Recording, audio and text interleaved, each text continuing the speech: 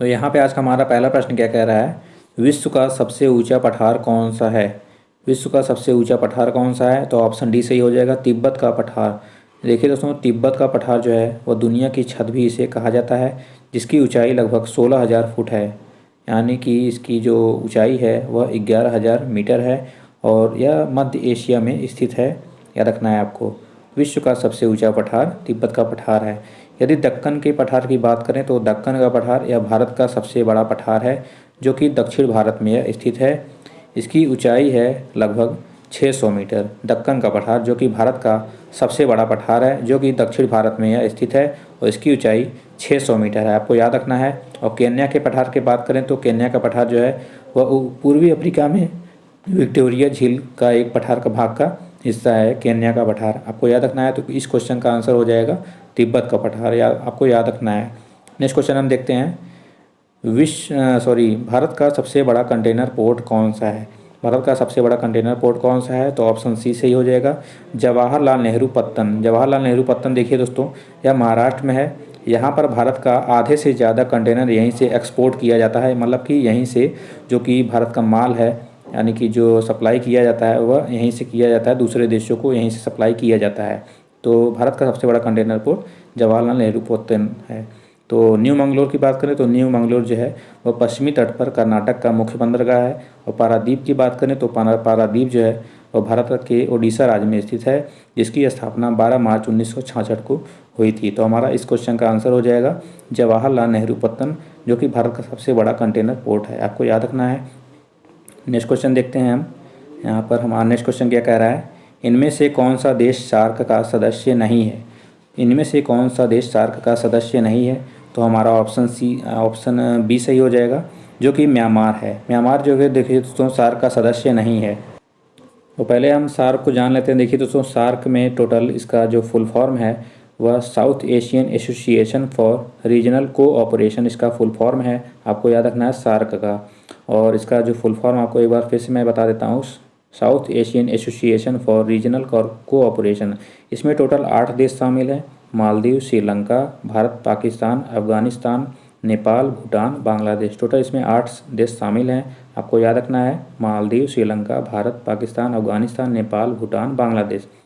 और देखिए दोस्तों, जो इसका मुख्यालय है वह नेपाल के काठमांडू राजधानी में, नेपाल में काठमांडू में है। और इसकी स्थापना हुई थी 8 दिसंबर 1985 को, आपको याद रखना है। इसका मुख्यालय नेपाल में, आपको याद रखना है। नेक्स्ट क्वेश्चन हम देखते हैं, ट्रिम्स का पूरा नाम क्या है। TRIMS का पूरा नाम क्या है, तो इसको आपको याद रखना है, ट्रेड रिलेटेड इन्वेस्टमेंट मेजर्स इसका पूरा फुल फॉर्म है, trade related investment measures. Option B सही हो जाएगा। और देखिए दोस्तों, ये है क्या, यह विश्व व्यापार संगठन यानी कि WTO का एक समझौता है, जिसे 15 अप्रैल 1994 में साइन किया गया था WTO के द्वारा। और यह जो स्थापित किया गया है इसे मोरक्को में इसे स्थापित किया गया है, जो कि WTO का एक समझौता है, आपको याद रखना है। Trade related investment measures, TRIMS का पूरा इसका नाम है, आपको याद रखना है। नेक्स्ट क्वेश्चन हम देखते हैं, विचित्र नाटक किस सिख गुरु की आत्मकथा है। विचित्र नाटक किस सिख गुरु की आत्मकथा है, तो हमारा ऑप्शन सी सही हो जाएगा, गुरु गोविंद सिंह का। तो ऑप्शन सी सही हो जाएगा, गुरु गोविंद सिंह। देखिए दोस्तों, यह पुस्तक जो है वह गुरु गोविंद सिंह के आत्मकथा के बारे में, मतलब कि उनके जीवन चरित्र के बारे में, जीवन के बारे में जानकारी देती है, विचित्र नाटक, आपको याद रखना है। तो गुरु गोविंद सिंह ने यह पुस्तक लिखी थी, जो इनकी आत्मकथा है, आपको याद रखना है। और गुरु नानक देव की बात करें तो सिखों के यह प्रथम गुरु थे, और गुरु गोविंद सिंह वो सिखों के 10वें गुरु थे, आपको याद रखना है। तो इस क्वेश्चन का जो आंसर है वह गुरु गोविंद सिंह हो जाएगा, आपको याद रखना है। नेक्स्ट क्वेश्चन देखते हैं, आल्हा उदल संबंधित थे। आल्हा उदल देखिए दोस्तों, ऑप्शन सी सही हो जाएगा, महोबा से ये संबंधित थे। आल्हा उदल जो कि 2 भाई थे, आल्हा उदल, बड़े भाई आल्हा थे और छोटे भाई उदल थे, महोबा से ये संबंधित थे, आपको याद रखना है। और ये एक ऐतिहासिक स्थल बुंदेलखंड के सेनापति थे आल्हा उदल, आपको याद रखना है। और जो कि मध्य भारत में स्थित ऐतिहासिक बुंदेलखंड के सेनापति थे दोनों।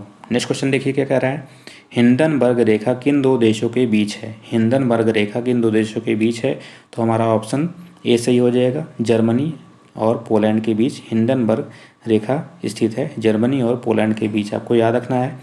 अगर बात करें तो जर्मनी और फ्रांस के बीच में कौन सी रेखा है, तो मैग्नेट रेखा है जर्मनी और फ्रांस के बीच में, आपको याद रखना है कौन सी रेखा, मैग्नेट रेखा और जर्मनी और फ्रांस के बीच में स्थित है।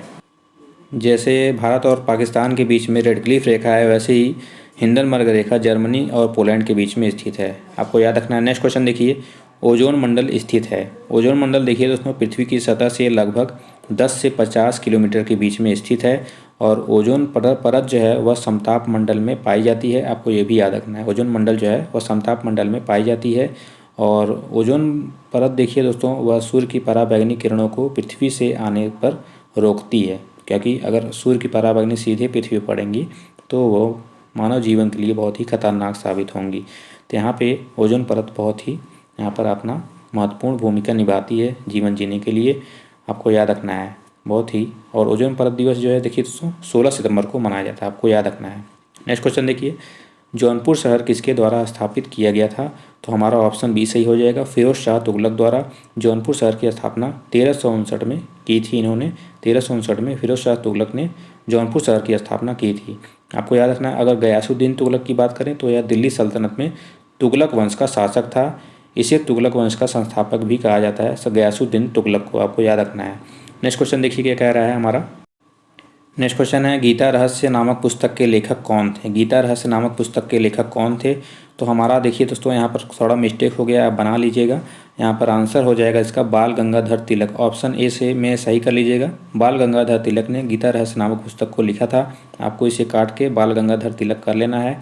और देखिए दोस्तों, इस पुस्तक में इन्होंने श्रीमद् भगवत गीता के कर्मयोग की वृहद व्याख्या की है। मतलब बढ़िया से इन्होंने व्याख्या की है कि जीवन जीना कैसे कहते हैं। श्रीमद् भगवत गीता के कर्मयोग की इन्होंने वृहद व्याख्या की है, जो कि इन्होंने इसे 1915 में से लिखा था गीता रहस्य को। किसने? बाल गंगाधर तिलक ने। आपको याद रखना है। और लाला लाजपत राय की बात करें तो लाला लाजपत राय को देखिए दोस्तों पंजाब केसरी के नाम से इन्हें जाना जाता है। आपको याद रखना है। पंजाब कभी कभार क्वेश्चन पूछता है कि लाला लाजपत राय को पंजाब केसरी के नाम से कौन विख्यात थे, तो लाला लाजपत राय हो जाएगा। और ऑप्शन डी सही हो जाएगा। देखिए दोस्तों बिपिन चंद्र पाल, देखिए दोस्तों स्वराज पत्रिका का प्रकाशन इन्होंने किया था, बिपिन चंद्र पाल ने। आपको याद रखना है। तो इस वीडियो में मैंने आपको टोटल 10 प्रश्न बताए हैं, जो कि आने वाले एग्जाम के लिए बहुत ही महत्वपूर्ण है। टोटल आपको डेली 10 प्रश्न दिखाए जाएंगे, जो कि यूपी पुलिस और ग्रुप डी से रिलेटेड हैं।